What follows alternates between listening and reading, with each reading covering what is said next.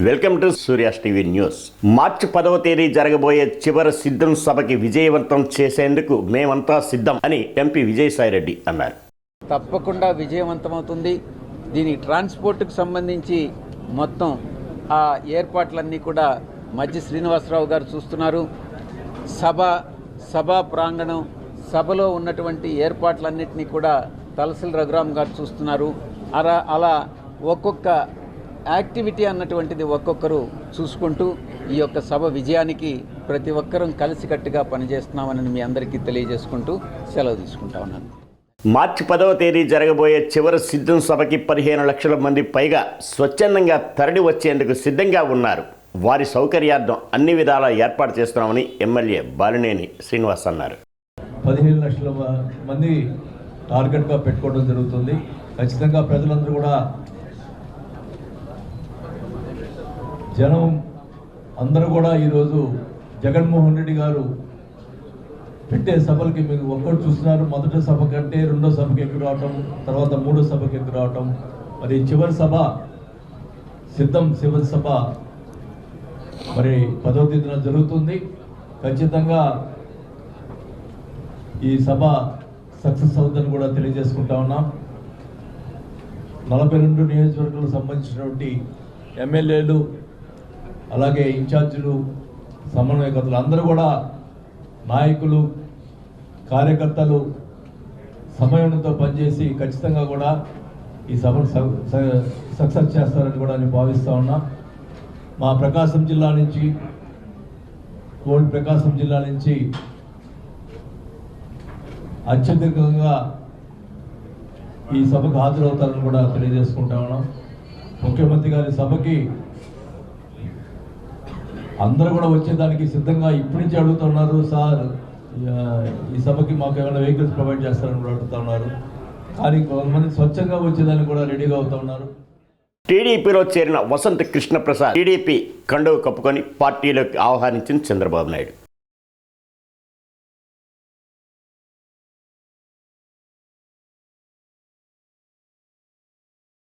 ఈరోజు చంద్రబాబు గారి నాయకత్వంలో, లోకేష్ బాబు గారి నాయకత్వంలో తెలుగుదేశం పార్టీలో చేరడం జరిగింది.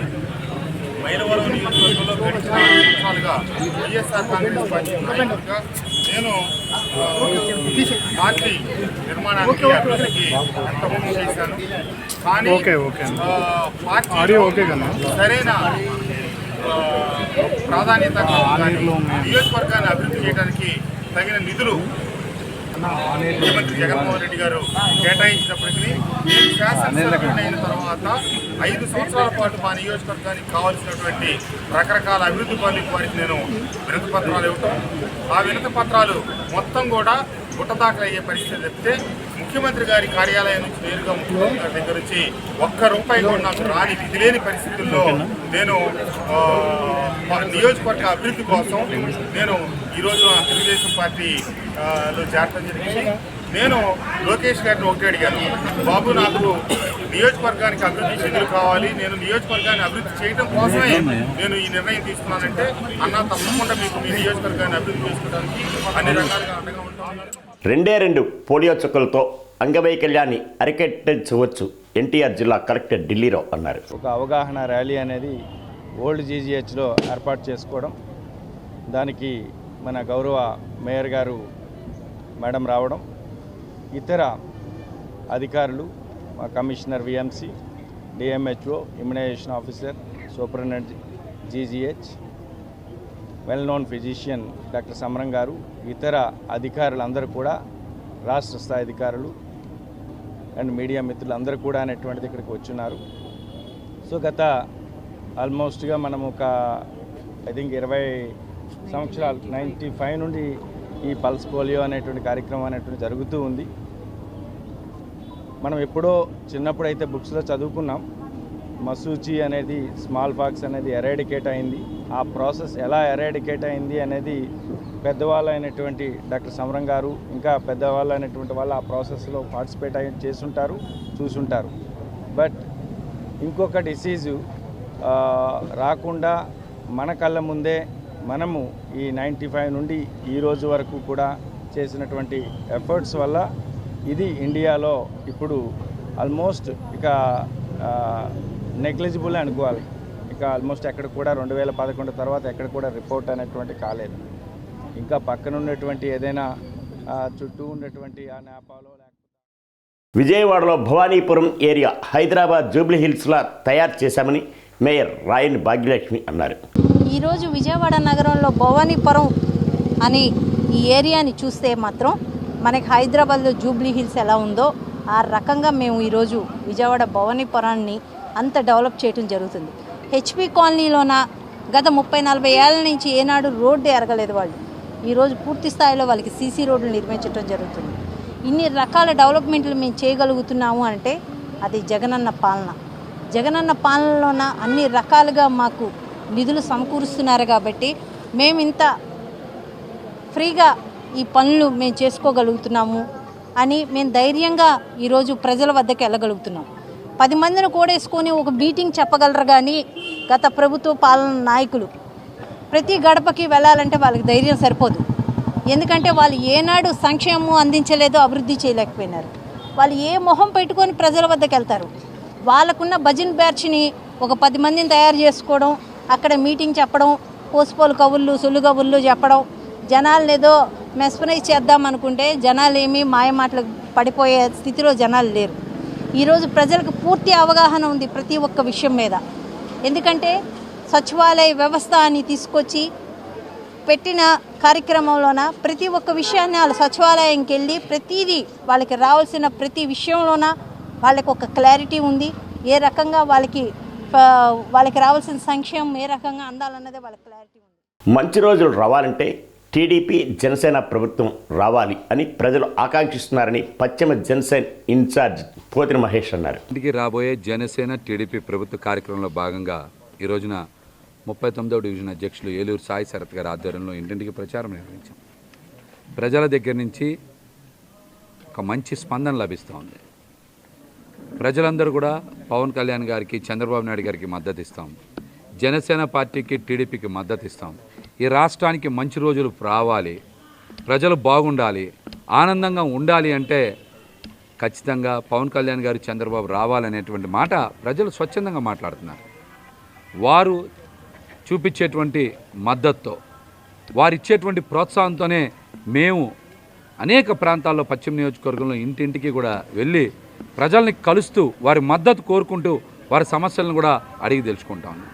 ఈ ప్రాంతంలో కూడా ప్రజలందరూ కూడా చెప్పారు, మహేష్ గారు సైతాన్ పాలన పోవాలి, రాక్షస పాలన పోవాలి, మంచి పాలన రావాలి అంటే ఖచ్చితంగా జనసేన టీడీపీ పవన్ కళ్యాణ్ గారికి, చంద్రబాబు నాయుడు గారిని ఆశీర్వదిస్తామని, జగన్ లాంటి సైతాన్ని ఈ రాష్ట్రం నుంచి పారదోలుతామని ప్రజలు స్వచ్ఛందంగా హామీ ఇస్తూ ఉన్నారు. అంటే ఏ స్థాయిలో ప్రజలు ఇసిగిపోయారు, ఈ ప్రభుత్వం చేసే దుర్మార్గాలు ఎంత మితిమీరిపోయాయో ఒక్కసారి మనందరం కూడా అర్థం చేసుకోవచ్చు. మొదటి నుంచి చూస్తుంటే ఇక్కడ డ్రైనేజ్ వ్యవస్థ చాలా ఇబ్బందిగా ఉందని, మురుగు పారట్లేదని, పన్నులు మాత్రం పిండి వసూలు చేస్తున్నారు కానీ ఇక్కడ కనీసం దోమల మందు కూడా జల్లట్లేదనేటువంటి ఆవేదన. సీఎం జగన్కి వస్తున్న ఆదరణ చూసి ఓర్వలేక జనసేన అధినేత పవన్ కళ్యాణ్ విమర్శలు గుప్పిస్తున్నారని పశ్చిమ నియోజకవర్గం ఇన్ఛార్జ్ షేక్ హసీన్ అన్నారు. జనసేన అధినేత పవన్ కళ్యాణ్ ఆయన ఎవరికి ఏమి ప్రశ్నించకపోగా జగనన్న మీద పడి ఆయన జగనన్నకు వస్తున్న ఆదరణ చూసి ఓర్వలేక ఏదేదో కారుకొత్తులు కోస్తున్నాడు. ప్రశ్నించాలనుకుంటే చంద్రబాబు చేసిన అవినీతి మీద ప్రశ్నించాలనుకుంటే వరదలో మునిగిపోయే రాజధాని మీద ప్రశ్నించాలి, ఏదైతే రైతులకి భూములు లాక్కున్నారో అప్పుడు ప్రశ్నించాలి, ప్రత్యేక హోదా అని చెప్పేసి హోదాని నీరు గార్చినప్పుడు ప్రశ్నించాలి. ఇవన్నీ ప్రశ్నించకపోగా ఈరోజు ప్రశ్నిస్తానని చెప్పి వచ్చి ఆయన ఎవరిని ప్రశ్నించే స్థాయిలో లేదు. కేవలం జగనన్నని విమర్శించడానికి ప్యాకేజీలు తీసుకొని ఆయన పబ్బం గడిపేస్తున్నాడు. మరి ఈరోజు కాపు సోదరులకి మోసం చేసి, జన సైనికులను మోసం చేసి 24 సీట్లకు పరిమితమై జగనన్న ఒక గౌరవ ముఖ్యమంత్రి అని కూడా లేకుండా పాతాళానికి తొక్కేస్తానని చెప్పి ఏదేదో మాట్లాడుతున్నాడు. పవన్ కళ్యాణ్ మాటలకి విలువ లేదని చెప్పి రాష్ట్ర ప్రజలందరికీ తెలిసిపోయింది. కాసేపు ఎక్కడో పుట్టానంటాడు, కాసేపు ఇక్కడ పుట్టానంటాడు. కాసేపు ఏదేదో మాట్లాడుతుంటాడు. పొద్దున మాట్లాడిన మాట సాయంత్రం ఉండదు, సాయంత్రం మాట్లాడిన మాట పొద్దున ఉండదు. అన్నీ కావాలని చెప్పేసి అందరినీ పొత్తులు కలుపుకోవడానికి సింగల్గా జగనన్నలాగా పోటీ చేయలేక 175 స్థానాల్లో కేవలం 24 పరిమితమై పశ్చిమ బెంగాల్లో ముస్లింలపై జరుగుతున్న అకృత్యాలకి నిరసిస్తూ బీజేపీ ఎన్టీఆర్ జిల్లా వారు విజయవాడలో శనివారం విజయవాడ ధర్నా చౌక్లో మహాధర్నా నిర్వహించారు.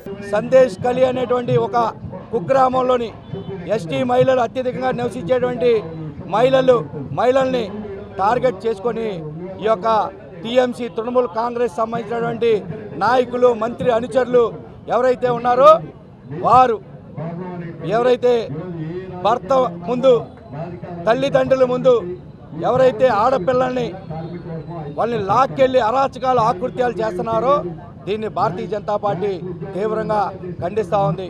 ముఖ్యంగా దేశవ్యాప్తంగా ప్రధానమంత్రి నరేంద్ర మోడీ గారు ప్రధాని అయినప్పటి నుంచి దేశంలోని ఉన్నటువంటి మహిళల అభ్యున్నతే ధ్యేయంగా, మహిళల సాధికారతే లక్ష్యంగా అత్యధిక మహిళలను కేంద్ర మంత్రివర్గంలో తీసుకొని మహిళలకు 33% రిజర్వేషన్ ఇచ్చి మహిళల్ని దేశంలో ప్రోత్సహిస్తూ ఉంటే పశ్చిమ బెంగాల్, ఆంధ్రప్రదేశ్ లాంటి రాష్ట్రాల్లోని మహిళలు అభ్యున్నతి పూర్తిగా తుంగలో తొక్కారు.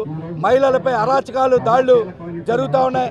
ఈ విధంగా తృణమూల్ కాంగ్రెస్ మమతా బెనర్జీ ఒక మహిళా ముఖ్యమంత్రి అయినప్పటికీ మహిళలపై ఎంత దారుణంగా జరుగుతున్నప్పటికీ 2 నెలల కాలం అయింది. 2 నెలల నుంచి ఈ యొక్క అరాచకాలు, ఆకృత్యాలు జరుగుతూ ఉన్నాయి. మహిళల్ని తన భర్తల ముందే లాక్కెళ్ళి రకరకాలుగా హింసిస్తున్న పరిస్థితిని చూస్తూ ఉన్నాం. చిన్న పిల్లల్ని కూడా వదిలే పని లేకుండా దారుణంగా వ్యవహరిస్తున్నప్పటికీ ఈ యొక్క ముఖ్యమంత్రి ఒక మహిళ అయి ఉండి దానిపై స్పందించకపోవడం చాలా సిగ్గుచేటు. ఆంధ్రప్రదేశ్లో వికలాంగులకి ఇస్తున్న 3,000 పింఛన్లు 6,000కి పెంచాలన్న డిమాండ్ చేస్తూ ఈ నెల 9వ తేదీని చెలో అమరావతి పిలుపునిచ్చారు ఎంఆర్పిఎస్ జాతీయ అధ్యక్షుడు మందకృష్ణ మాదిగ వెల్లడించారు. హక్కుల పోరాట సమితి మరియు వికలాంగుల సంఘాల ఆధ్వర్యంలో ఆంధ్రప్రదేశ్లో ఉండబడే వికలాంగుల సమాజానికి ప్రస్తుతం ఇస్తున్న 3,000 రూపాయల పెన్షన్ నుంచి 6,000 వరకు పెంచాలనే డిమాండ్తో ఈ నెల 9న చెలో అమరావతికి పిలుపునిచ్చాం. నాగార్జున యూనివర్సిటీ ఎదురుగుండబడే గ్రౌండ్లో వికలాంగుల గర్జన నిర్వహించబోతున్నాం. ఈ వికలాంగుల గర్జనకు ఆంధ్రప్రదేశ్ నలుమూలల నుండి ప్రస్తుతం ఉన్న 26 జిల్లాల నుంచి వేలాది మంది తరలి రావాలని, ప్రతి జిల్లా నుంచి వేలాది మంది తరలి రావాలని పిలుపునిస్తున్నాం. అదే సమయంలో ముఖ్యంగా పెన్షన్తో పాటు వికలాంగుల వర్గానికి సంబంధించిన నిరుద్యోగ యువతి యువకులకు ఉపయోగపడే విధంగా రోస్టర్ పాయింట్ని అన్ని రకాలుగా వికలాంగుల రోస్టర్ పాయింట్ని 10 లోపే తీసుకురావాలని చెప్పి మేము డిమాండ్ చేస్తున్నాం. అదే సమయంలో డాక్టర్ సునీత ప్రశ్నలకి జగన్ సమాధానం చెప్పాలని లేదా సీఎం పదవికి రిజైన్ చేసి రాజకీయాల నుంచి తప్పుకోవాలని Congress party media chairman Tulasireddy demand చేశారు. లాస్ట్ అంశం, నిన్న సునీతారెడ్డి గారు ఢిల్లీలో పెట్టినటువంటి ప్రెస్ మీటింగ్. నిజంగా జగన్మోహన్ రెడ్డికి ఎగ్గు, సిగ్గు, మానము, మర్యాద ఉంటే ఆ సీఎం పదవికి రాజీనామా చేయడమే కాకుండా శాశ్వతంగా రాజకీయాలకే దూరంగా పోవాలి. ఏమాత్రము ఎగ్గు, సిగ్గు, మానము, మర్యాద ఉంటే ఆవిడ డైరెక్ట్గా